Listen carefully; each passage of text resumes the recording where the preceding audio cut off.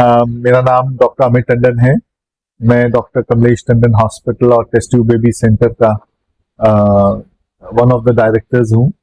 ये हॉस्पिटल मेरी मदर ने 1972 में स्टार्ट किया था। आज 55 इयर्स हो गए मेरी मदर और फादर दोनों ने मिलके। और आज भी मेरी मदर थोड़ा बहुत ओपीडी करती हैं, पेशेंट देखती हैं।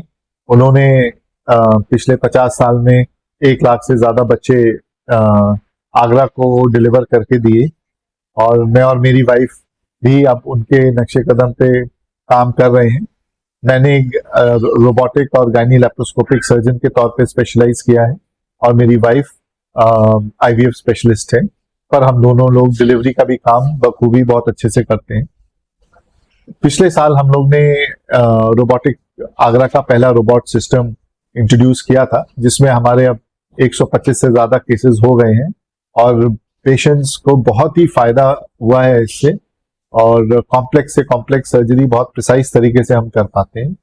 उसी श्रृंखला में आगे बढ़ते हुए हम लोग ने एक नई मशीन इंट्रोड्यूस की है, जो कि बहुत बार पेशेंट, जो कि हमारे बहुत नॉर्मल डेली काम से जुड़ी हुई।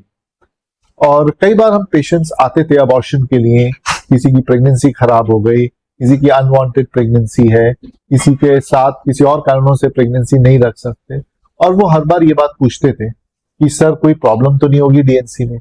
लोगों को कहीं ना कहीं ये माइंड में रहता था कि शायद डीएनसी कराने से हमारी फर्टिलिटी अफेक्ट हो सकती है, हमारे यूट्रस में कोई प्रॉब्लम आ सकती है, हमें फ्यूचर कंसीव करने में या पीरियड्स में प्रॉब्लम हो सकती है।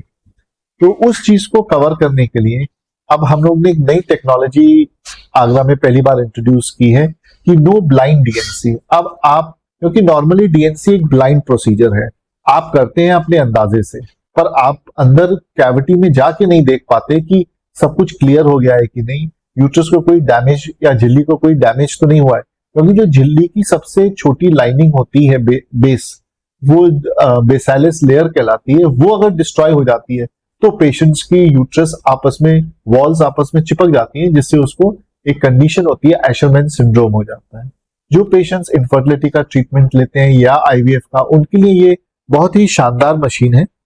इसको हम बोलते हैं ट्रू क्लियर मॉर्सुलेटर या हिस्टोस्कोपिक टिश्यू रिट्रीविंग सिस्टम, HTRIS। इसमें क्या है कि हम दूरबीन जाती है अंदर और एक इंस्ट्रूमेंट जाता है जो फीटस के सारे प्रोडक्ट्स को, या कोई भी चीज अंदर रह गई है, कई लोग मेडिकल अबॉर्शन करते हैं उसके बाद टिश्यू रह जाता है, तो ये बहुत प्रिसाइजली जाता है और दूरबीन से हम सब देखते हुए सारे टिश्यूज को अंदर से क्लियर कर लेते हैं। झिल्ली को, यूट्रस की 1% भी डैमेज नहीं होता है और ये 100% सक्सेसफुल प्रोसीजर है।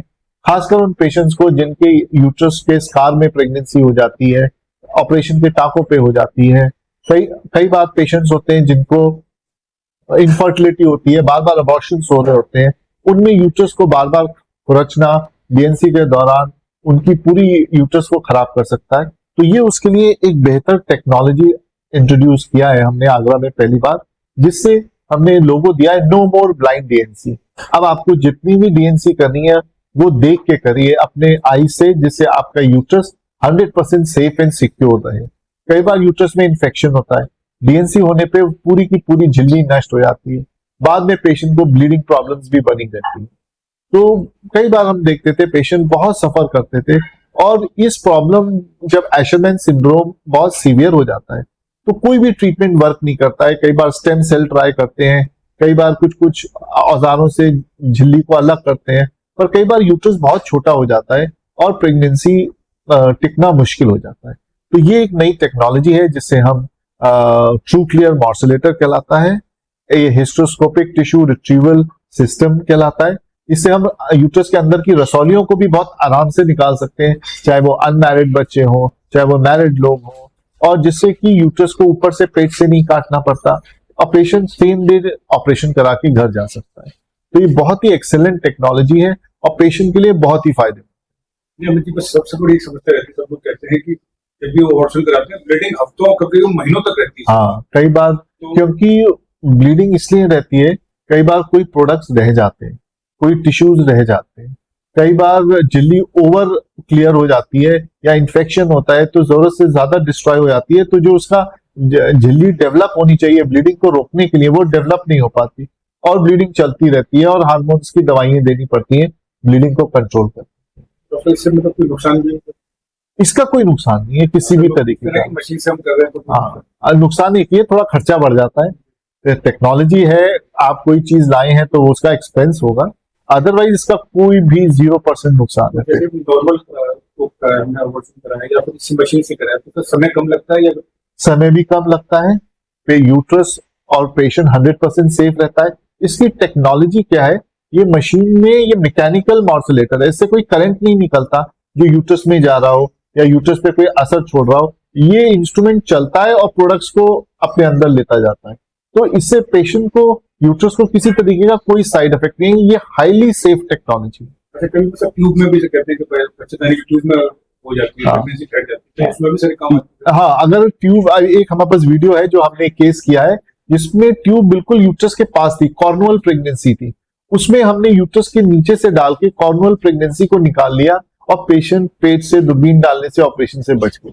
तो इसमें अगर यूट्रस के बहुत पास है प्रेगनेंसी, कैविटी के बहुत पास है, कॉर्नुअल रीजन में है, वहां से हम ये प्रेगनेंसी निकाल के एक्टोपिक के ऑपरेशन से पेशेंट को बचा सकते हैं। तो अगर सब किसी को सर ऑपरेशन कराना हो तो कैसे आपसे संपर्क करे और कैसे तो- रजिस्ट्रेशन वगैरह करना पड़ता है कि सीधे ही आपसे आगे नहीं, पेशेंट डायरेक्टली आके मिल सकता है और ये ऑपरेशन डे केयर का होता है, तो डॉक्टर कमलेश टंडन हॉस्पिटल में आके पेशेंट कांटेक्ट करे और उसका सेम डे या नेक्स्ट डे आराम से सर्जरी होके वो सेम डे घर जा सकता है। इसमें ब्लीडिंग भी बहुत कम होती है पेशेंट को डीएनसी के दौरान।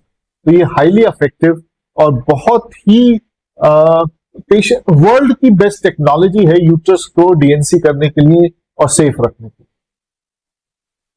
ठीक?